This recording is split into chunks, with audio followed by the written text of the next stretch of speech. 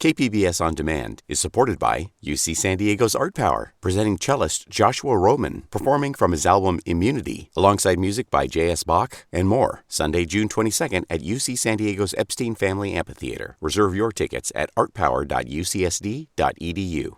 Excuse me. Oh, I'm sorry. I thought you were my husband. You must be Sergeant Angel. Yes, I am. I'm Joyce Cooper. I trust you had a pleasant trip. Fascist. I beg your pardon? System of government characterized by extreme dictatorship. 7 across. Oh, I see. It's fascism. Fascism. Wonderful. I know. Today's show is dedicated to a serious topic, but I have to confess that ever since Hot Fuzz came out, this is what first comes to mind when I hear the word fascist. I'm Beth Accomando, and welcome to listener-supported KPBS Cinema Junkie podcast.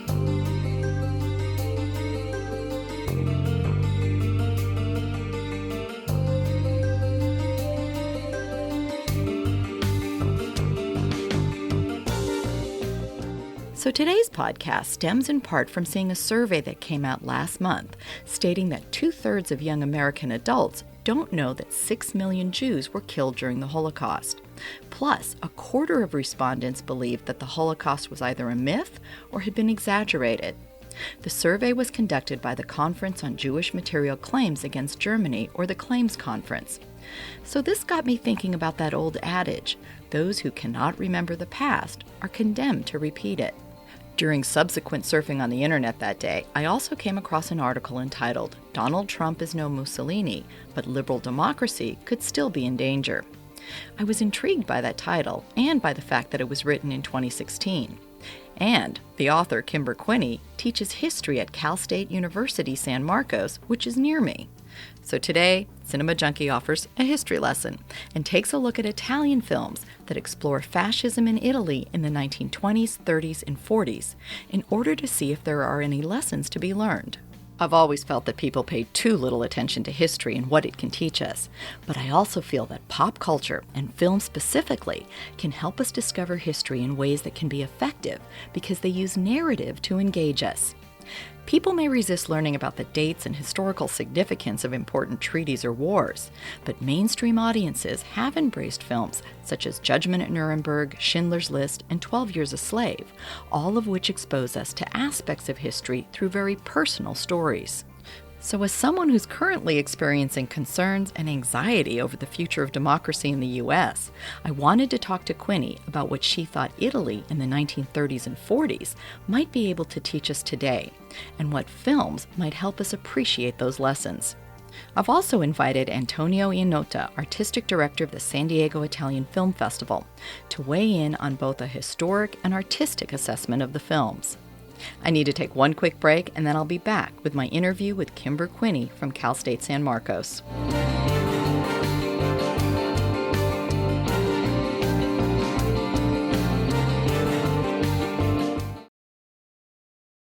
KPBS On Demand is supported by Splatero, helping homeowners pay off debt or for home improvements by offering streamlined access to your home's equity with no additional monthly payments or new debt. Splatero provides a lump sum payment in exchange for a share of your home's future value. Learn more at splatero.com. I like to look at movies from a point of view where you put them into a context that makes them a little more interesting. So I know that usually I have people on Cinema Junkie who are film experts or filmmakers, but today I am interested in having a historian, a professor of history at Cal State San Marcos, to talk about Italian films that reflect a certain period of time when fascism was rising in Italy. So, Kimber, before we start talking about films, I want people to understand what your particular field of study is. Sure. Thanks. Thank you, Beth. Thanks for engaging this morning in this conversation. I'm very much looking forward to sharing some of my ideas with you. I am assistant professor of history at Cal State San Marcos, and my field is the history of U.S. foreign relations. So I'm very interested in the ways in which the United States relates to the rest of the world. Obviously, at the moment, there's a lot to talk about in that regard. But as an historian, of course, looking at the trajectory of American foreign relations from the start, I teach about the history of the presidency as well. So I count myself as a political historian. But my focus is U.S.-Italian relations. That's my doctoral research. And I'm particularly interested in the ways in which Italians resisted fascism, so the resistance movement. But also, I listened very carefully to the voices of Italian refugees who were forced to flee fascism, many of whom came to the United States and wrote a lot about the Italian fascist experience. So that's my background. And the reason I came across your name and wanted to invite you on the show is that I found an article on the internet that you had written in 2016, and it was titled, "Donald Trump is no Mussolini, but liberal democracy could still be in danger." And that really intrigued me. So first of all, what prompted you to write that article? 2016 seems like a long time ago now for all of us, so thanks for asking about it. Let me just point out first and foremost, and as an historian, I'm hesitant to use the word fascism to describe contemporary politics, either globally or in the United States. And that's because in my mind, Italian fascism originated in Italy in a specific place in a specific time, 1922. And what became Mussolini's version of fascism was very different to Hitler's version of Nazism, and in my mind, to the dictatorial regimes that we're seeing in the 21st century. So I want to be really frank about that part of it. The scholars that I look at and that I quote in the article, Max Ascoli and Gaetano Salvemini, warned Americans to be aware of the potential threat of fascism and the conditions that give rise to it. And that sort of more systemic perspective, I think, is relevant. But I also, as I point out in the article, I also want to learn from history, obviously, and from the Italian case in particular. And there are some trends in Italy in the 1920s that gave rise to fascism that resonate. And that's what I focus on in the article. And now we are 4 years later, facing another election. And I'm just wondering how you feel right now, having written that article and kind of referencing history, and what do you see that maybe we need to be kind of looking at? Sadly, I think the conditions that the Italians at the time in the 1930s warned about are similar to those that we're experiencing in 2020. And in particular, one of the messages that the refugee scholars brought with regard to the Italian experience was that fascism thrives in chaos. Fascism thrives in conflict. And so ultimately, in the Italian case, the breaking down of the national community came in pieces, but resulted in the harassment of Italian citizens, in a sense of panic and fear among Italians. And they were reduced to craving stability. In other words, the conflict and the divisions became so deep and experienced at such an individual level that ultimately Italians craved what Ascoli calls, quote, the fascist peace. And I fear we're living in this environment where we're feeling bombarded and unsettled, and insecurities and divisions are increasing daily. And I fear that kind of burden is bad for democracy. Italian fascism was not caused by a coup or a revolution. And it wasn't, as some of the scholars that I study, the refugee scholars I study, it wasn't, quote, reactionary in any regard whatsoever. In fact, it really came into being through bureaucracy, through democratic legislation that existed in the state in Italy. And so it was implemented through democratic structures. And in fact, the fascist state leveraged laws and took advantage of democracy in Italy in order to push forward a very illiberal, undemocratic regime. So Mussolini used democratic tools to empty the nation of democratic goals. And I think that's important to be reminded that the system in which any given ideology is functioning is really important for us to pay attention to.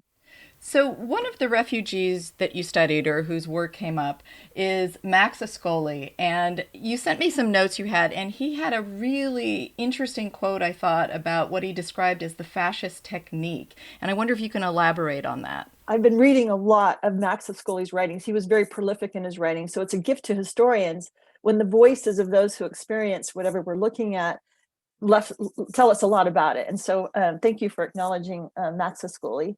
Ascoli was a Jewish Italian refugee, and he describes this technique of intentionally and strategically creating constant social unrest, endless political insecurity, And he describes it as, quote, the cost of politics. What he suggests is that the fascist regime was very focused in its efforts to break down a sense of national community.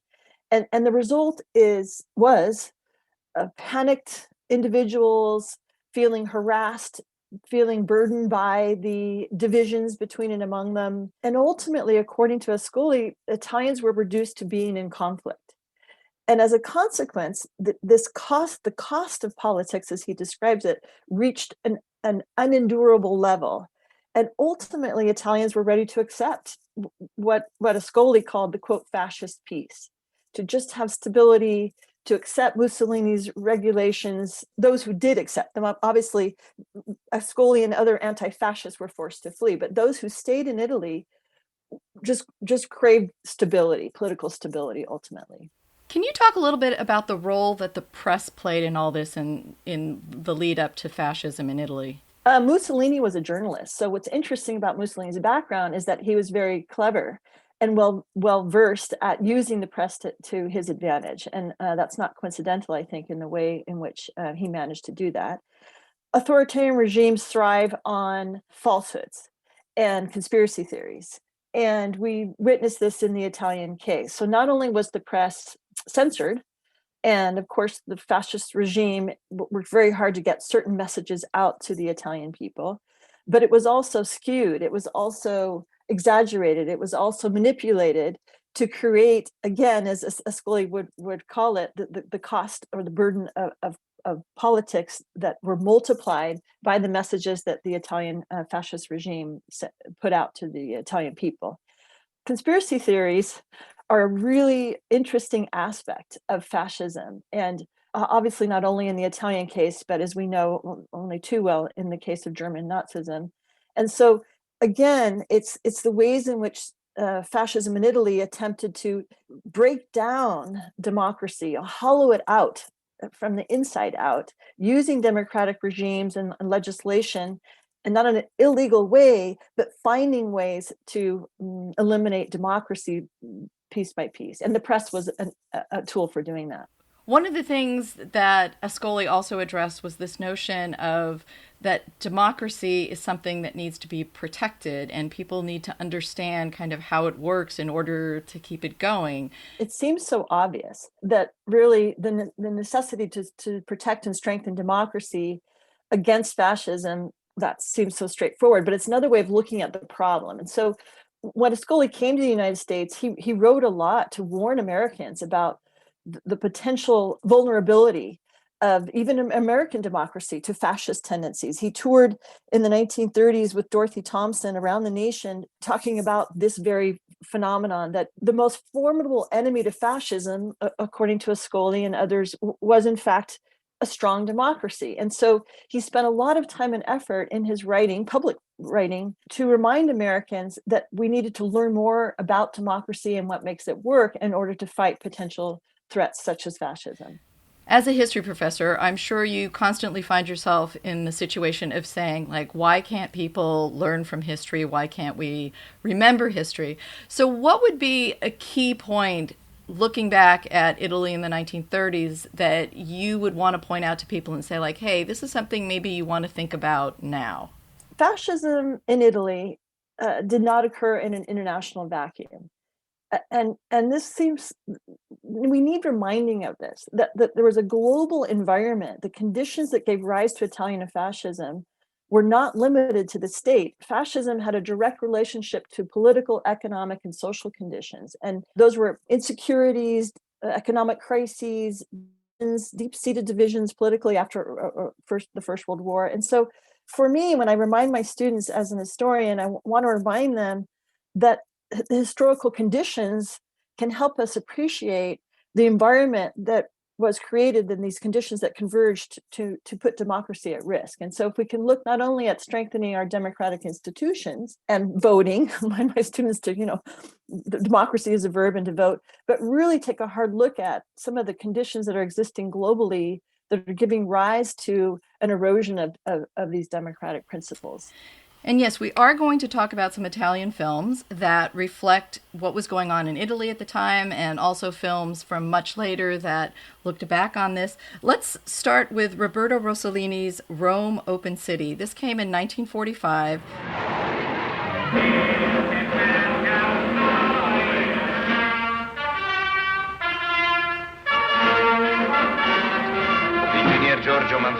Italy's film industry had gone through a real difficult period and had to kind of rebuild itself after the war. And this is when we have neorealism coming up. But this film in particular deals with what it would have felt like to be in Rome in that time.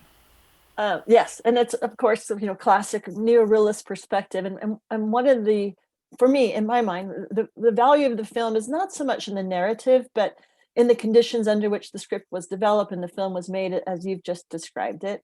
In fact, I think it brings, as others have observed, I'm not alone in this regard, brings a real sense of the experience of what it would have been like filmed in 1944, but what it was like. And so that reality or that neo-realistic perspective is really valuable, I think, for us. But also because I studied the American liberation of Italy in August 1943, and it was complicated, right? So the Americans go in, they liberate Italy, and I'm putting, you can't see me put liberate in quotes, but the complicated reality that follows. The Rome, Open City describes these interwoven stories of everyday Italians trying to struggle under fascist rule. And then when liberation comes, they have different struggles to face. So what I really appreciate about the film is the complexity and of human behavior in this transition from having lived under fascism and then German occupation and then American liberation, and the relationships that develop as a consequence. And what kind of things did you see in that film that kind of reflected some of what you were reading from these refugees that you were studying through your history? The divisions in Italy preceded World War II, and I think have a lot to do with the rise of fascism. So the conditions in Italy itself are, I think, what the film brings forward, but also the underground, the resistance groups of World War II. Really, Italians had to either resist and fight back or flee. And in the case of the refugees I study, that was the choice that they were forced to make. And so I think it's this notion that people, no matter if they're, when backed into a corner, people behave differently depending on our individual circumstances. And the film really brings this aspect of human behavior to light. While Rome, Open City deals with Italy during the war, but there's a film, hopefully I'm pronouncing it right, Anni Difficilli, made in 1948 by Luigi Zampa, and he has a tendency to look at Italy before the war, so things leading into it. And what about that time period interests you? It's Anni Difficilli, that's how we pronounce the title. And the film was made in 1948, as you point out. Again, maybe because of my historical perspective, what I really appreciate about the film's objective, the director's objective, is to try to get to the origin of fascism to begin. And so part of understanding where we are is understanding where we have been. And I think the film really works hard to unravel some of the, as I suggested earlier, the divisions that existed in Italy. There were major divisions between the North and the South. The southern part of Italy was notoriously undereducated, impoverished, not industrialized. And so the Northerners in Italy looked down on the Southerners, and that division, those divisions politically, economically, socially, and culturally were divisions that Mussolini was able to take advantage of. And I think the film does a good job of looking at those that aspect of Italian life. And history is all about choices, and people make choices, right? So it's about understanding why people make the choices they make. But I also appreciate that it takes more effort to go back. We're already bombarded and dealing with everything that's coming at us from every direction in the moment. And so sort of pausing to look at history takes diligence. It sort of takes a different kind of rationale, and not everyone is prepared or willing to do that. I appreciate why. And do you feel that film has maybe has more potential to help people remember history because it presents it in a compelling narrative structure, and that maybe this is one way to help kind of keep history alive? Yes, most definitely. And there's a field in history, film history, even those of us who don't call ourselves film historians will use film frequently in the classroom for the reasons you're describing. And also too, not merely the story that the director brings to life, or if a film is based on a memoir or a novel, so the novelist may have already sort of laid out the narrative, but also historians look at the journey itself, of the production of the film, or in the case Rome Open City, you may be aware, Beth, that the path to the US premiere was also very interesting historically. The film premiered in New York in the first part of 1946, but the American release was censored. It resulted in a cut of about 15 minutes. There was sort of controversy about the film. So historians look not only and want to share films and discuss them, not only because of the stories that are visually told, but also the history of the filmmaking itself and how it came to be. So another film, which was made from a greater historical perspective, 1979, is Christ Stopped at Eboli by Francesco Rossi. Mm-hmm. And what was it about this film that intrigued you from a historical context? This film is based on a memoir by Carlo Levi. Levi published a novel of the same book, rather, of the same title in 1945. Carlo Levi was forced into exile because of his anti-fascist leanings. From 1935 to 36, he traveled to a southern more remote part of Italy. And this is what he describes in his book and what is portrayed in the film.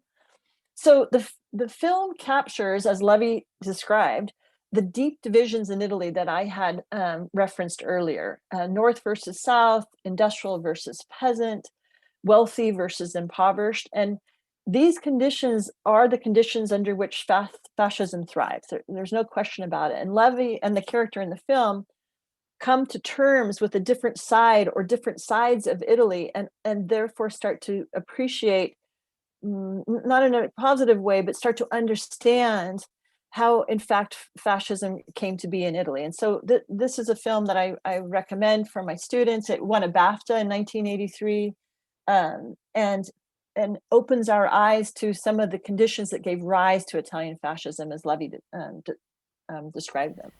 Now, I don't know how reliable a source Wikipedia is, but I did find that Rossi's father was a cartoonist who had been reprimanded for satirical drawings of Mussolini, which I find interesting. Yeah, it is. It is. That's what I mean by looking not only at the films themselves, but the history of the filmmakers. And yeah, I couldn't agree more. It's Now, another film from the 1970s in which Italian filmmakers look back on this period of the war and what led up to it is Vittorio De Sica's The Garden of Finzi-Continis. This one people may be well aware of because it was nominated for an Oscar and got a decent release here in the U.S.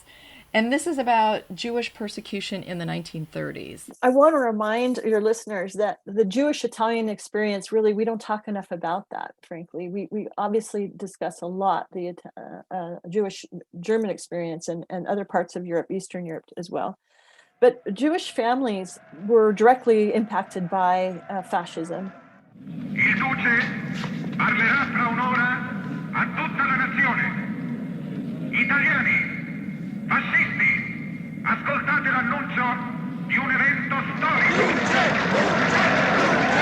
And this film, in a very sort of cynical way, shows how wealth was a factor that plays into those who were protected in some ways from fascism. So the Finzi-Continis are a Jewish-Italian family who are very wealthy, and they provide shelter for a while for other Jewish Italians from Mussolini's anti-Semitic policies.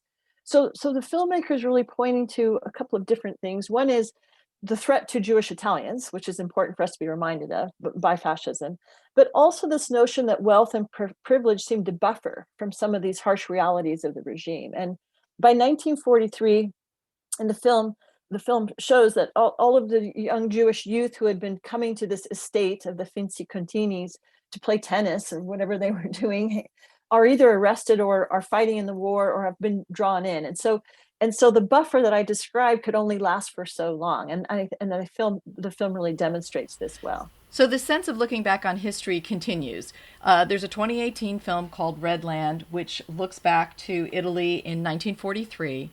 How do you look at this in the sense of how history persists for Italian filmmakers and how they continue to revisit it?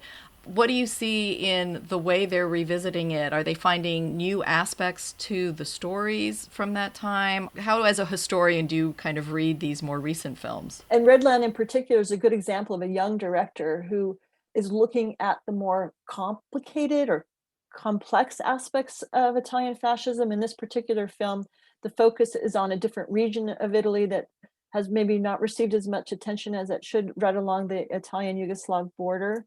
And the experience that's showed in the film is that you can't predict how people are going to respond. And so I think in the case of Redland and more recent films about Italian fascism, like any nation, Italians are still reconciling that history. It takes a long time. It's a painful process. And also too, more and more aspects of the history become revealed, and then another generation has to manage that, right? So it doesn't just belong to the generation of Italians who lived in fascism. It belongs to contemporary Italians right now, and how they see their nation and how that history has informed where they are today. So the film does a good job of revealing that, in my view. And kind of to wrap up, what would you kind of tell people in terms of how to view history? I mean, should we kind of go out of our way to find parallels that existed in the past, and how should we kind of read that stuff? Because there do seem to be similarities, but what is it that we should kind of be looking to, and what is it that maybe obscures what the real issues are? Yeah, no, I see what you're asking, and I would be pretending if I were to say that, historians do our best to be as objective as possible. We bring our biases in, and by objective, we can't possibly be objective entirely. So I want to acknowledge that. But there is something called motivated reasoning. I don't know if you've heard that phrase, or emotional reasoning, and historians work really hard to avoid that. So the concept of motivated or emotional reasoning is that we look for information that's going to confirm a bias we have, or going to give us evidence for a particular outcome that we've already decided is the right outcome. And the work of historians is to interrupt motivated reasoning or emotional reasoning, because we look at the documents, we look at the people who lived at the time, who left a record for us, and sometimes that can be an artifact, a thing, but mostly it's written or media in some sort of way. And we look at those documents, those voices that are recorded, and we really genuinely do our best to appreciate, to try to understand the experience of the people who lived at the time. And so we have to set aside our own biases. We have to set aside our emotional attachments if we really want to do good history. And that approach to films or any other documents that we're looking at is I think valuable for anybody, historians and non-historians alike. So we've talked about Max Ascoli, who is this refugee who, after speaking to you about him and reading some of the quotes you sent me, I would love to see a film about him. Yes. That would be amazing. But one of the other quotes that I just wanted to mention before we wrap up is he talked about how democratic governments must be strong governments, and that people kind of need to be aware of protecting that. Yeah. So one of Ascoli's, thanks for mentioning Max Ascoli again. He's kind of I spend a lot of time with him, if you know what I mean. And so I want more people to be aware of what he said. So thanks, Beth. Ascoli was frustrated with many of the ways, the writings of anti-fascists who tended to see Italian fascism in a vacuum, who tended to be so focused on what happened in Italy that they didn't see that those conditions that gave rise to fascism in Italy existed internationally. And so a lot of what he wrote about was the ways in which democracy anywhere in the world, including the United States, was vulnerable to fascist tendencies. But here's the thing. He was also very careful to point out that the strongest enemy to fascism was a strong democracy. And so a lot of his writings reminded Americans to be more familiar with democratic institutions, to do what we can as Americans to promote those institutions, to protect those institutions, and to participate in democracy. And so it seems so obvious, but the Italian experience really shows us that another way of looking at the problem of fascism is to do whatever we can to defend democracy. All right. Well, I want to thank you very much for taking some time to talk about Italy and Italian films. And I'm going to leave you with the task of thinking about making a script for Max Ascoli film. Okay. Yeah. I appreciate that. I'm inspired. You inspire me, Beth. I might have to wait until, the semester's over here, but yeah, thank you so much. It's been a pleasure. I really have enjoyed this chatting with you today. Thank you.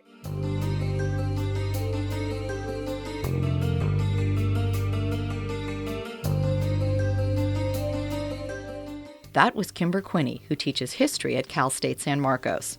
Now I speak with Antonio Iannotta, artistic director of the San Diego Italian Film Festival. Antonio, I interviewed Kimber Quinney from Cal State San Marcos, and we talked about an article that she had written in 2016, and we also decided to discuss some films from Italy that deal with not just the time during fascism, but also the years leading up to it. And I just wanted to get your input also, because you are the artistic director here of the San Diego Italian Film Festival. But I want to start with one film that is just a remarkable film all around, and that's Rome Open City. Francesco! Chi è? Francesco, i tedeschi, i fascisti! Yes, Rome Open City by Roberto Rossellini is the starting point, even though we can also talk about that, about neorealism, the starting point with a new wave of not just Italian movies, but movies that deal with reality. What's going on in our lives? What's going on in the life of Italians during World War II and during the last year and a half when Rome was occupied by the Nazis along with the fascists after the peace with the Allies after September the 8th, 1943. So Roberto Rossellini, that let's not forget, did several movies during fascism, finally had the opportunity to do something that he really wanted to. That was a movie that could move the conscience of an entire nation that was dealing with a dictatorship, was dealing with very hard times and wanted to change and wanted to react and wanted to resist. So, of course, it's a very incredible and beautiful movie that mix up different type of techniques. It's a movie with a very important script. Even though we're in the street of Rome, we couldn't be in the studios of Cinecittà that at that time were used by the Americans as a big, facility for logistics. So, Rossellini also used professional actors and also people from the streets. Very realistic stories based on reality, but also a very moving soundtrack.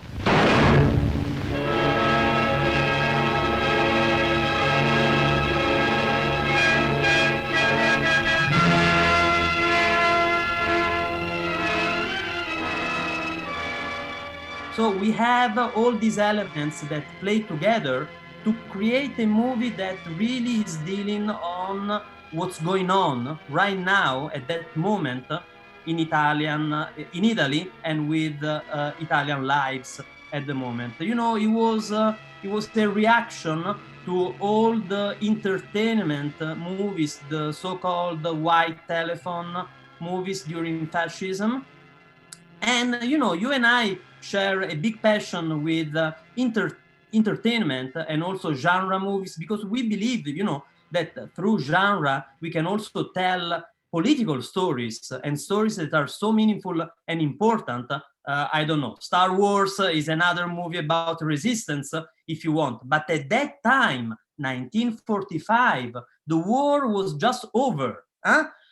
It was really important to try to take a picture at reality. And in fact, in that movie, we can also see, Rome bombed.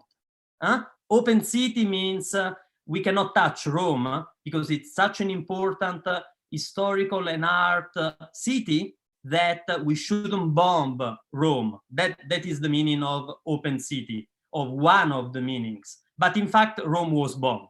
And so, it's also an extraordinary document about that particular period of time. So for sure,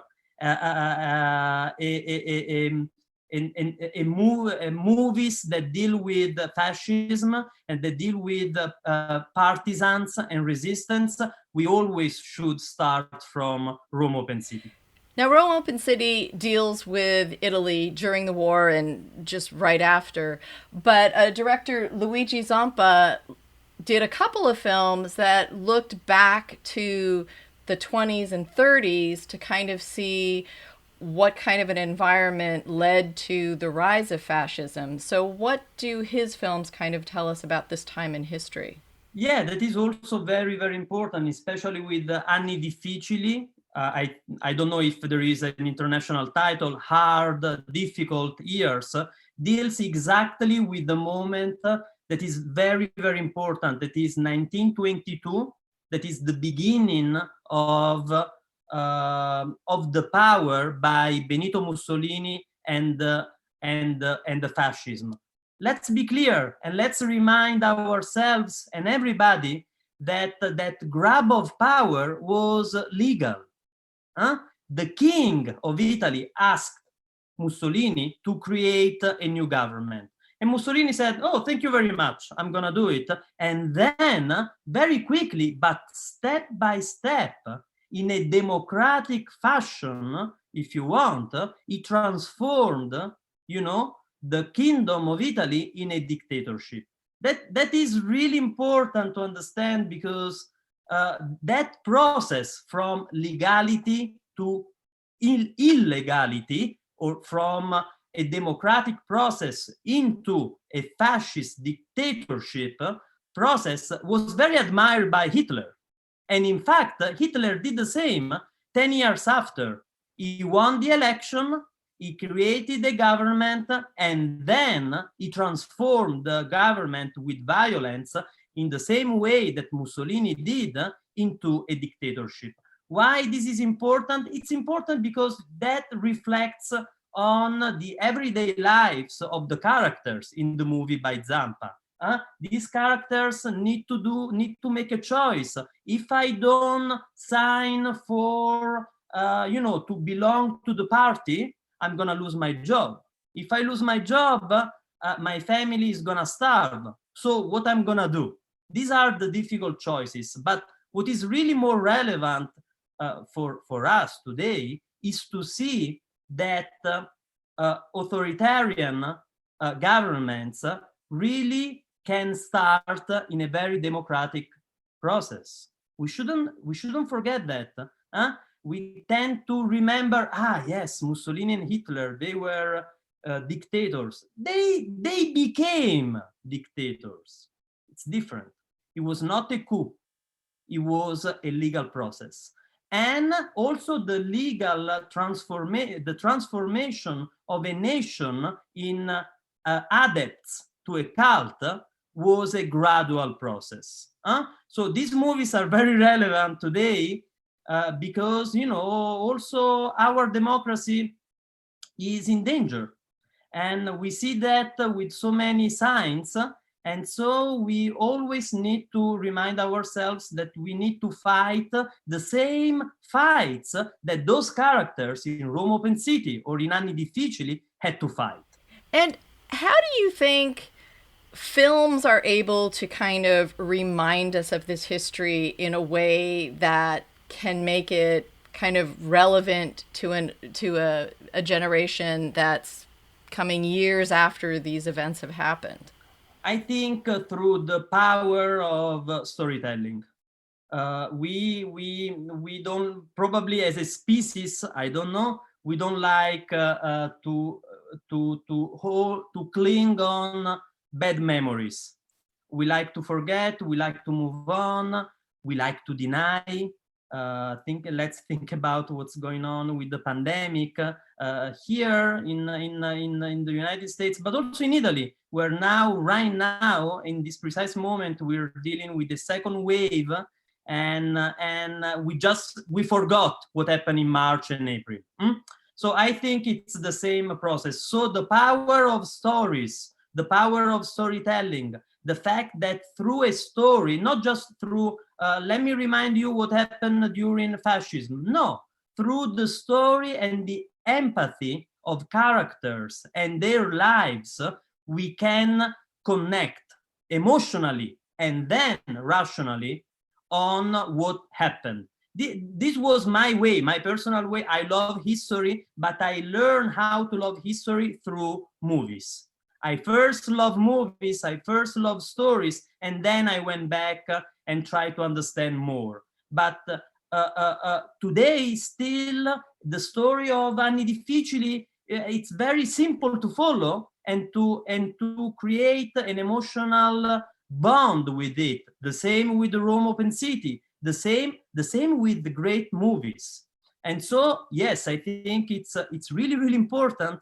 I would every time I show these movies with my students, teenagers here in San Diego, that at first they think, Professor, I don't know what you're talking about. But then when we watch the movie together, then we know. And then I know into their eyes, into their hearts, that they care. Because these are powerful stories that are about humanity. And so, yeah, I think there is a very strong role that movies can play even today. Now, these first two films we talked about were made in the 40s, but what went on in Italy in the 30s and the 40s is still something that filmmakers decades later were fascinated by. So we have a film like The Garden of Finzi-Continis, which was made in 1970, which looks back to the 1930s and Jewish persecution. Yeah, and yeah, especially during the 70s, I think that the 70s is a decade where we have so many movies dealing with stories that are important about fascism. Why? Because, fascism, that 20 years of dictatorship, is still an open wound for Italians. It's where we really started as a modern country. Just after World War II, and just after the fascist, dictatorship finally fell, we became a republic. We were a monarchy before. And so, we became a republic on the ashes of that tragedy. So to reflect about that, it's still relevant today, especially in the 70s. Why in the 70s? Because the 70s were years, very hard years as well, very difficult years. They are known as the years of lead, gli anni di piombo. There were several terrorist organizations in the country, operating in the country. And again, this may ring a bell for this country, the United States, where also there are terrorist organizations within the country trying to subvert the establishment. And so during those years, the 70s, we have a bunch of incredible movies reflecting on that open wound. One of these is, Il Giardino dei Finzi-Continis by De Sica, that is especially about a Jewish family and how they were treated during fascism. But we also have Christ Stopped Eboli, another of the movies that are very political, by Francesco Rosi with Gianmaria Volonté, based on the masterpiece of Carlo Levi.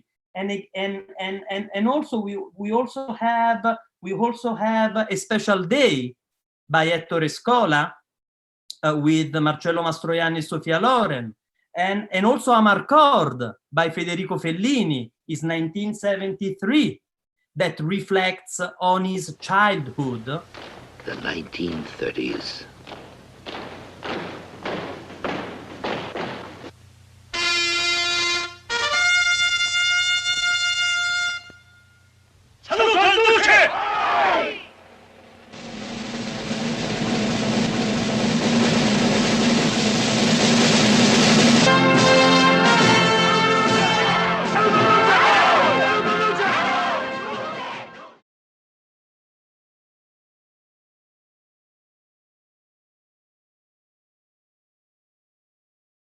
Can hear other bells ringing in our ears, because the ignorance and the stupidity of certain type of postures and gestures and policies that in the moment can be treated very seriously with, certain distance, and Fellini does that beautifully. It's just, a bunch of idiots, and we can laugh, our heart off, because, it's really ridiculous. But we need to have that amount of time to do that, and also the craftsman of an artist like Federico Fellini. But yes, Beth, I think the 70s are, a very interesting period of time where we can see so many movies dealing with our modern trauma. That was how we allowed to have Benito Mussolini as our dictator for 20 years. And we shouldn't stop asking this question. And do you feel that there's any film that really kind of gets to the heart of that question, that finds some kind of answer to how that happened? It's a difficult question. I wouldn't pick one movie. I would pick a series of movies that can frame the situation from different angles. So, for example, A Special Day that I mentioned before is a very dramatic, serious movie, rooted in a very specific moment of our history. The Special Day, una giornata particolare, of the title is exactly May the 3rd, 1938, when Hitler came to Rome and Mussolini and the whole country had to, to revere the man. And so while the big history is happening, also a very personal, intimate story unfolds. We are in this palazzo, in this building in Roma, where Sofia Loren portrays this very unglamorous character, she's a wife of a fascist guy, a wife and a mother of, now I can remember, 6 or 7 children. So she, as a woman, she's fitting, the role that she needs to fit, wife and mother and housewife. She can't be anything else. And in that day, in a few hours, a friendship, it's a kind of relationship unfolds with this gay liberal radio broadcaster played by Marcello Mastroianni. And Marcello Mastroianni is trying to show Sofia Loren that she's more than that.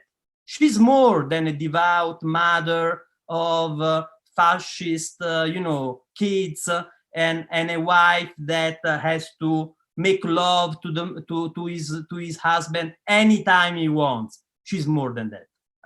And so they try to understand each other. And so while the big history is happening, this very important story of 2 human beings that are trying to understand each other and themselves much better is also happening. And so I think, that A Special Day is one of my favorite movies that deal with fascism, because you really understand that is always about your own choices. if you understand that it is about yourself, that what's happening at the political level is always about what can happen in your personal life, well, you understand that you need to make a choice. You understand that you need to stand up for something. Either you go and vote, or you say to your husband, enough, I don't want to have another child. I want to have some time for myself. And so, this is really, really important to understand the relationship between the big picture, that sometimes it seems so far away from us, and our intimate life. That is always more important, right? So we think that our own choices are more important. Yes, they are, but in relationship on what's going on in the big picture. And so, the film by Ettore Scola, that, by the way, was a collaborator and a very, very close friend of Federico Fellini, is probably perfect to start, a conversation or a series of movies about Italy in that period of time. Now, there's a film from 2018 called Redland, which is a young filmmaker, and I believe you also have a film that you're thinking of scheduling for the Italian Film Festival that is a younger director. What are these younger directors looking back on this time finding? Are they seeing things with different eyes and uncovering different themes or different perspectives? I believe that there are so many stories that need to be, that they want to tell and need to be told. And these young directors, they want to tell stories that were never told before. And so there is a big potential in that.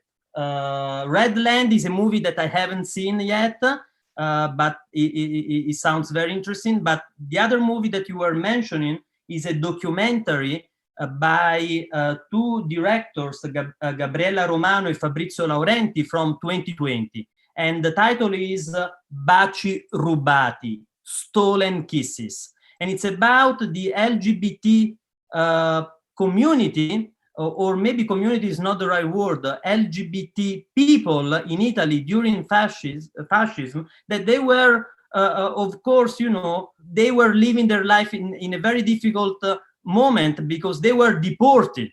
And so the stories that are told in the movies are not just about the struggle of their life, because they invented all types of secret moves and secret behavior to still live their life, to still meet with their lovers in movie theaters, for example, to still trying to pursue happiness. So it's a beautiful story told through the voices of those people, real people that we never heard before now. So it's a very important documentary, actually, that I really hope we can screen at the Italian Film Festival in 2021, hopefully in person, and hopefully, sharing some kisses to each other and some hugs. But it's a very important story because it's about happiness. Even though people are deported, you can still find a way to live your life, to love. Like we see in Rome Open City. One of the, in Rome Open City, we see Anna Magnani, pregnant, just the day before she wants to get married. So you see that also during very difficult times, the power of love and and humanity is still stronger. And so that is the positive and the silver lining also of the situation we're living right now. We really need to believe that as human beings are stronger than this. And storytelling through movies really teach us that this is true. We're not just dreamer. And would there be any other titles that you'd want to add to this list of films that maybe give some insight into that period of time in Italy when fascism did rise? I mentioned before Amarcord by Fellini, and I really believe That is the other title we should never forget. The movie is about Fellini's childhood. Let's remember that this year is the centennial of Fellini's birth. Fellini was born 100 years ago. 100 years ago was 1920. So when he was a young boy, there was fascism. So Fellini was fascist because he was, raised as a young fascist. So in this movie, in Amarcord, is recreating his hometown, Rimini, in the studios of Cinecittà, and thinking about all these childhood memories, the way he was raised. And so, as I said, is a very funny, satirical portrait of that Italy through the eyes of a boy. So it's a type of movie that is completely different from maybe all the others that we mentioned, that are all very important. But I think we shouldn't forget about this masterpiece by Fellini, because it gives us also the idea of, and it teaches us ways on how we should detach ourselves from the present moment. And also see things through the lens of history. This is gonna be part of the past one day, and so we can still fight. We shouldn't just be pessimistic because life around us is hard. So I think that we have a nice filmography, and maybe we should do something about it. Maybe we should do a film series about Italy and fascism with these titles. What do you think? I would love to do that. Well, I want to thank you for talking about all these films and inspiring me to want to see a film series like this. No, thank you. It's always a pleasure to talk to you.